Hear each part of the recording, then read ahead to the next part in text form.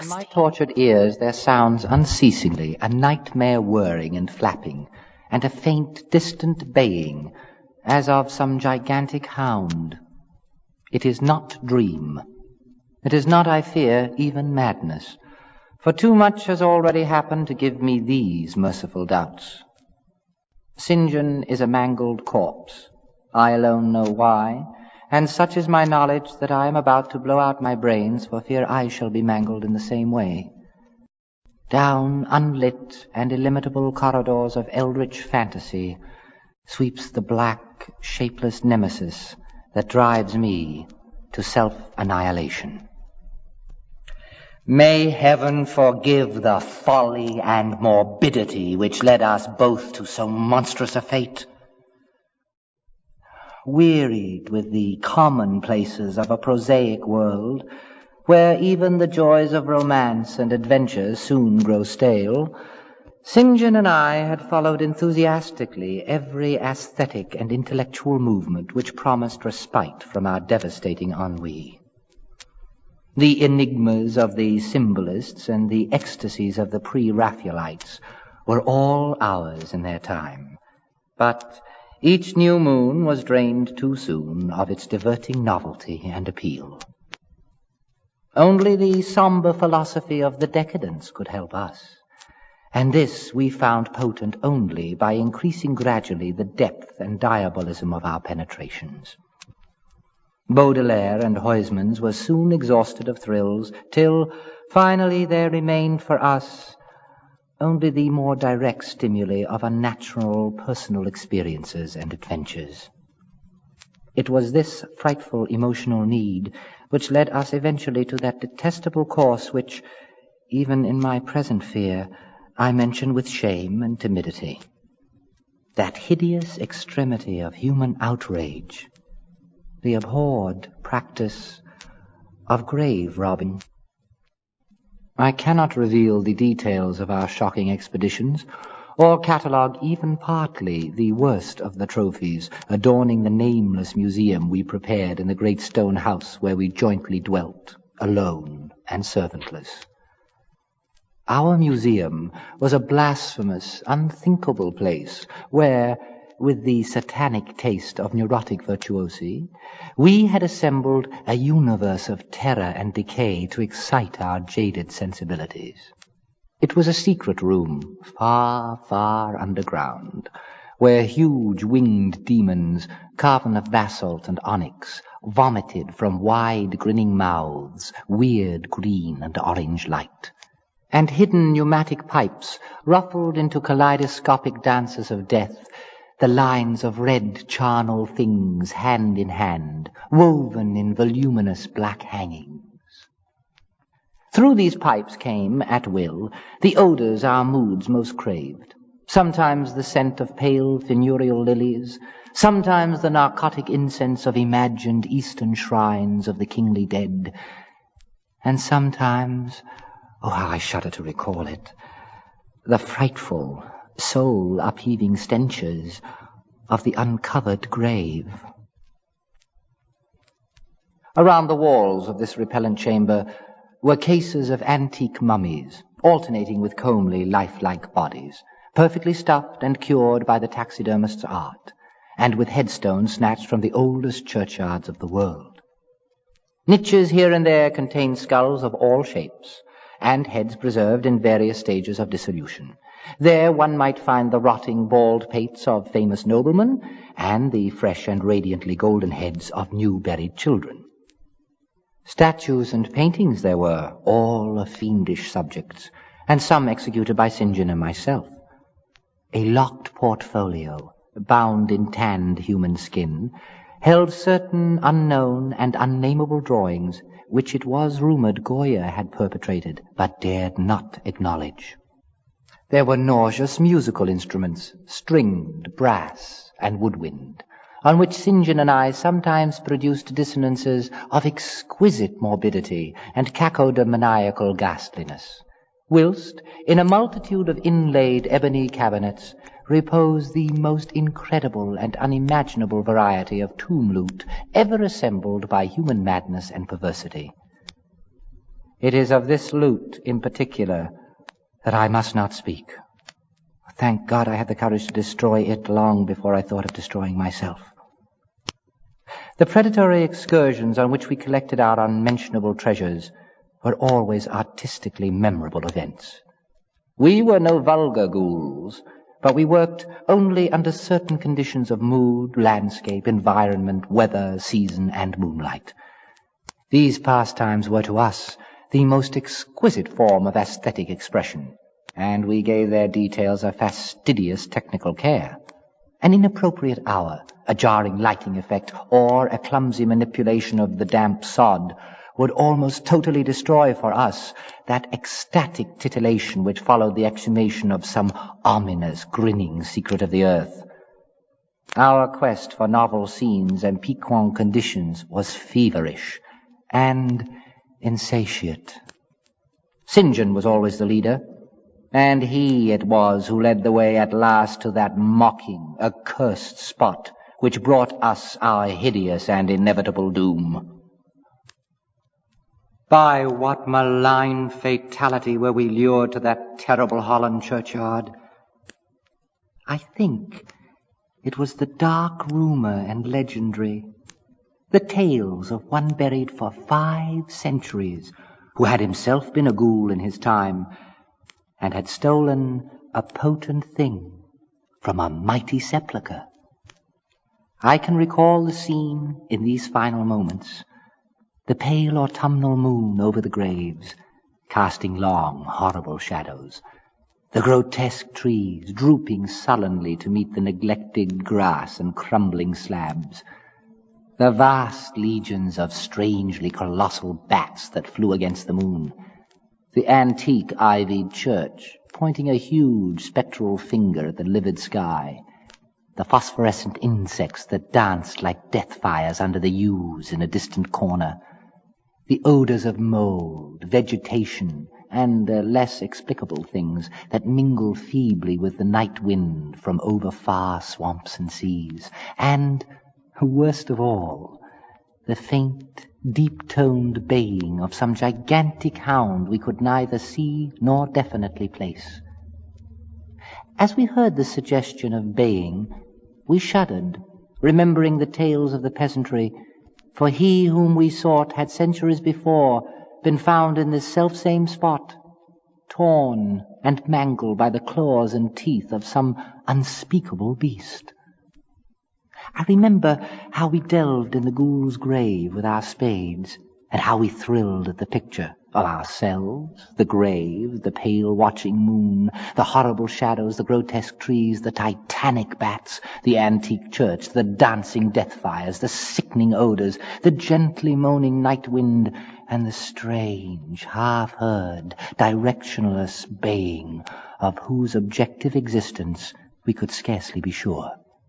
Then we struck a substance harder than the damp mold, and beheld a rotting oblong box, crusted with mineral deposits from the long, undisturbed ground. It was incredibly tough and thick, but so old that we finally pried it open and feasted our eyes on what it held. Much, amazingly much was left of the object, despite the lapse of 500 years. The skeleton, though crushed in places by the jaws of the thing that had killed it, held together with surprising firmness, and we gloated over the clean white skull, and its long firm teeth, and its eyeless sockets that once had glowed with a charnel fever like our own. In the coffin lay an amulet of curious and exotic design, which had apparently been worn around the sleeper's neck. It was the oddly conventionalized figure of a crouching winged hound, or sphinx with a semi-canine face, and was exquisitely carved in antique oriental fashion from a small piece of green jade. The expression of its features was repellent in the extreme, savoring at once of death, bestiality, and malevolence. Around the base was an inscription in characters which neither St. John nor I could identify, and on the bottom, like a marker seal, was graven a grotesque and formidable skull. Immediately upon beholding this amulet, we knew we must possess it. that this treasure alone was our logical pelt from the centuried grave. Even had its outlines been unfamiliar, we would have desired it. But as we looked more closely, we saw that it was not wholly unfamiliar. Alien it indeed was to all art and literature which sane and balanced readers know, but we recognized it as the thing hinted of in the forbidden Necronomicon, at the mad Arab Abdul al-Hazred, the ghastly soul symbol of the corpse-eating cult of inaccessible Leng in Central Asia. All too well did we trace the sinister lineaments described by the old Arab demonologist. Lineaments, he wrote, drawn from some obscure, supernatural manifestation of the souls of those who vexed and gnawed at the dead. Seizing the green jade object, we gave the last glance at the bleached and cavern-eyed face of its owner, and closed up the grave as we had found it. As we hastened from the abhorrent spot, the stolen amulet in St. John's pocket, we thought we saw the bats descend in a body to the earth we had so lately rifled, as if seeking for some cursed and unholy nourishment. But the autumn moon shone weak and pale. So, too, as we sailed the next day away from Holland to our home, we thought we heard the faint, distant baying of some gigantic hound in the background. But the autumn wind moaned, sad and wan, and we could not be sure. Less than a week after our return to England, strange things began to happen. We lived as recluses, devoid of friends, alone, and without servants, in a few rooms of an ancient manor house on a bleak and unfrequented moor, so that our doors were seldom disturbed by the knock of the visitor. Now, however, we were troubled by what seemed to be a frequent fumbling in the night, not only around the doors, but around the windows also, upper as well as lower. Once we fancied that a large, opaque body darkened the library window when the moon was shining against it, and another time we thought we heard a whirring or flapping sound not far off. On each occasion, investigation revealed nothing, and we began to ascribe the occurrences to imagination, which still prolonged in our ears the faint, far baying we thought we had heard in the Holland churchyard. The jade amulet now reposed in a niche in our museum, and sometimes we burned a strangely scented candle before it. We read much in Al-Hazred's Necronomicon about its properties, and about the relation of ghost souls to the object it symbolized, and were disturbed by what we read. Then terror came. On the night of September 24th, I heard a knock at my chamber door. Fancying it St. John's, I bade the knocker enter, but was answered only by a shrill laugh. There was no one in the corridor. When I aroused St. John from his sleep, he professed entire ignorance of the event and became as worried as I. It was the night that the faint, distant baying over the moor became to us a certain and dreaded reality. 4 days later, whilst we were both in the hidden museum, there came a low, cautious scratching at the single door which led to the secret library staircase. Our alarm was now divided, for, besides our fear of the unknown, we had always entertained a dread that our grisly collection might be discovered. Extinguishing all lights, we proceeded to the door and threw it suddenly open, whereupon we felt an unaccountable rush of air and heard, as if receding far away, a queer combination of rustling, tittering, and articulate chatter. Whether we were mad, dreaming, or in our sense, we did not try to determine. We only realized, with the blackest of apprehensions, that the apparently disembodied chatter was, beyond a doubt, in the Dutch language. After that, we lived in growing horror and fascination. Mostly, we held to the theory that we were jointly going mad from our life of unnatural excitement. But sometimes it pleased us more to dramatize ourselves as the victims of some creeping and appalling doom. Bizarre manifestations were now too frequent to count. Our lonely house was seemingly alive with the presence of some malign being whose nature we could not guess, and every night that demoniac baying rolled over the wind-swept moor, always louder and louder. On October 29th, we found in the soft earth underneath the library window a series of footprints utterly impossible to describe. They were as baffling as the hordes of great bats which haunted the old manor house in unprecedented and increasing numbers. The horror reached a culmination on November 18th, when St. John, walking home after dark from the dismal railway station, was seized by some frightful carnivorous thing and torn to pieces. His screams reached the house, and I hastened to the terrible scene in time to hear a whir of wings and see a vague black, cloudy thing silhouetted against the rising moon. My friend was dying when I spoke to him, and he could not answer coherently. All he could do was to whisper, "The amulet, that damn thing." Then he collapsed, an inert mass of mangled flesh. I buried him the next midnight in one of our neglected gardens, and mumbled over his body one of the devilish rituals he had loved in life. And as I pronounced the last demoniac sentence, I heard afar on the moor the faint baying of some gigantic hound. The moon was up, but I dared not look at it. And when I saw on the dim-lighted moor a wide, nebulous shadow sweeping from mound to mound, I shut my eyes and threw myself face down upon the ground. When I arose, trembling, I know not how much later, I staggered into the house and made shocking obeisances before the enshrined amulet of green jade.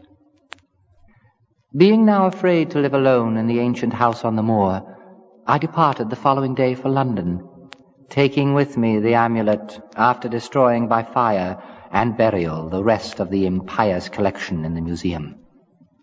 But after 3 nights I heard the baying again, and before a week was over felt strange eyes upon me whenever it was dark. One evening, as I strolled on Victoria Embankment for some needed air, I saw a black shape obscure one of the reflections of the lamps in the water. A wind, stronger than the night wind, rushed by, and I knew that what had befallen St. John must soon befall me. The next day I carefully wrapped the green jade amulet and sailed for Holland.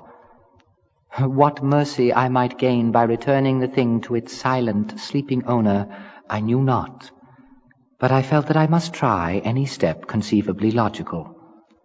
What the hound was, and why it had pursued me, were questions still vague, but I had first heard the baying in that ancient churchyard, and every subsequent event, including St. John's dying whisper, had served to connect the curse with the stealing of the amulet. Accordingly, I sank into the nethermost abysses of despair when, at an inn in Rotterdam, I discovered that thieves had despoiled me of this sole means of salvation. The baying was loud that evening, and in the morning I read of a nameless deed in the vilest quarter of the city. The rabble were in terror, for upon an evil tenement had fallen a red death beyond the foulest previous crime of the neighborhood. In a squalid thieves' den, an entire family had been torn to shreds by an unknown thing which left no trace, and those around had heard all night a faint, deep, insistent note as of a gigantic hound. So, at last I stood again in the unwholesome churchyard, where a pale winter moon cast hideous shadows, and leafless trees drooped sullenly to meet the withered, frosty grass and cracking slabs, and the ivied church pointed a jeering finger at the unfriendly sky, and the night wind howled maniacally from over frozen swamps and frigid seas. The baying was very faint now, and it ceased altogether as I approached the ancient grave I had once violated, and frightened away an abnormally large horde of bats which had been hovering curiously around it. I know not why I went thither, unless to pray, or gibber out insane pleas and apologies to the calm white thing that lay within.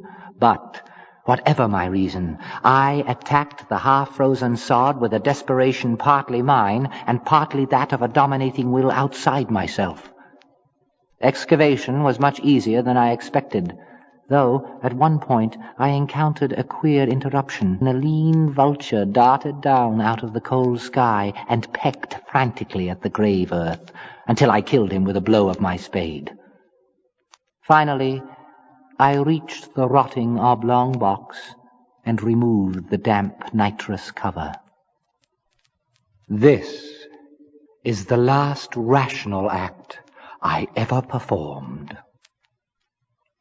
For, crouched within that centuried coffin, embraced by a close-packed nightmare retinue of huge, sinewy, sleeping bats, was the bony thing my friend and I had robbed.